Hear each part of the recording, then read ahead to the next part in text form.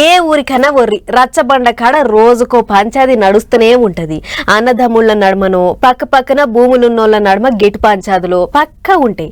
ఆటోలు ఓ 50,000 ఈటోలు ఓ 50,000 డిపాజిట్ పెడుతుంటారు. గా పంచాదిని తెగనీయరు ముడిపడనీయరు ఊళ్ళో ఉండేటి ఉత్తమ పెద్ద మనుషులు. ఊళ్ళల్లోనే కాదు పట్నంలో కూడా బొచ్చెడు భూముల పంచాదులున్నాయి. కాకపోతే పాలోల నడుమ కాదు పాలకుల నడుమ.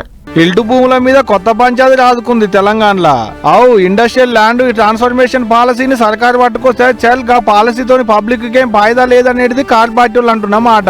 ఈ హెచ్ఐఎల్టీపీ అనే అపసవ్య నిర్ణయం, ప్రజల సొమ్ము దోచే నిర్ణయం, దీన్ని ఖచ్చితంగా నిర్ద్వందంగా మీరు కూడా తిరస్కరించండి. ఎందుకంటే నడుస్తున్న పరిశ్రమను మూసేసి మీరెక్కడికో పోవాలి అంటే అక్కడ అవసరాలు లేకుండా, అక్కడ కనీస పరిస్థితులు లేకుండా మీరెక్కడ పోతారు? అన్ని ప్రజా సంఘాలను కూడా కలుపుతాం. అవసరమైతే న్యాయ పోరాటం కూడా చేస్తాము. ఏ పరిస్థితుల్లో కూడా దీన్ని వదిలిపెట్టు. కుత్బుల్లాపూర్లున్న షాపూర్కు పోయి కార్మికులతో మాట్లాడిండు కార్ పార్టీ ముఖ్య లీడర్ కేటీఆర్ సారు.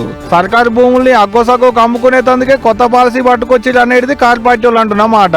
మొత్తం 9,300 ఎకరాల భూమి లక్షల కోట్ల విలువ చేస్తుంది. మళ్ళా దీని వెనకాల దాగి ఉన్నది 5 లక్షల కోట్ల కుంభకోణం. ఈయన అనుమూల రేవంత్ రెడ్డి కాదు, ఈయన అవినీతి అనకుండా ఈయన అన్నదమ్ముళ్ళు, ఈయన చుట్టూ ఉండే కొంతమంది రియల్ ఎస్టేట్ మాఫియా వాళ్ళందరూ కలిసి ఈ 9,300 ఎకరాల మీద కన్నేసి వాటిని కాజేయడానికి చేస్తున్న ఒక కుయుక్తి.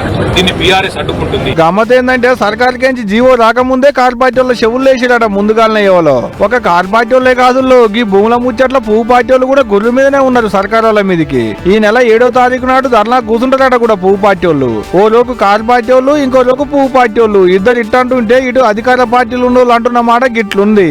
కేటీఆర్ గారికి విమర్శించే అవకాశము ఎక్కడిది? ఈ పరిస్థితులు అంతా కూడా ఓవర్ వెలపలేకపోతే హైదరాబాద్ కొంచెం పొల్యూషన్ ఫ్రీగా మారే అవకాశం ఉందని ఒకటి ఉద్దేశంతో దూరదృష్టితో తీసుకొచ్చిన పాలసీది. దీంట్లో అవినీతి జరిగిందని జరుగుద్దని రకరకాలుగా విమర్శించే ప్రయత్నం చేస్తా ఉన్నారు. ఒక దూరదృష్టితో మంచి ప్రణాళిక తీసుకొచ్చినటువంటి ఈ స్కీమ్ మీద విమర్శించి తప్పుతో పట్టిస్తా ఉన్నారు. అసలు హిల్ట్ పాలసీ అంటే ఏంటంటే జిహెచ్ఎంసీ కింద ఉన్న భూముల్ని రెగ్యులరైజ్ చేసి గవర్నమెంట్ అవసరాలకు ఆడుకునేటట్టు అక్కడికి వచ్చే విధంగా మార్చుకునే పద్ధతి. ఇది మేమంటున్న మాట కాదు, సర్కారు చెప్పిన మాట. ఢిల్లీ లెక్కన హైదరాబాద్ లో గాలి ఖరాబ్ కాకుండా చేసేందుకు ఈ హిల్ట్ పాలసీ ఎక్కడికి వస్తుంది అనేది కూడా సర్కారు అంటున్న మాటే. మరి చూడాలకి భూముల పంచాయతీ ఇంకెంత దూరం పోతుందో అనేది రేపు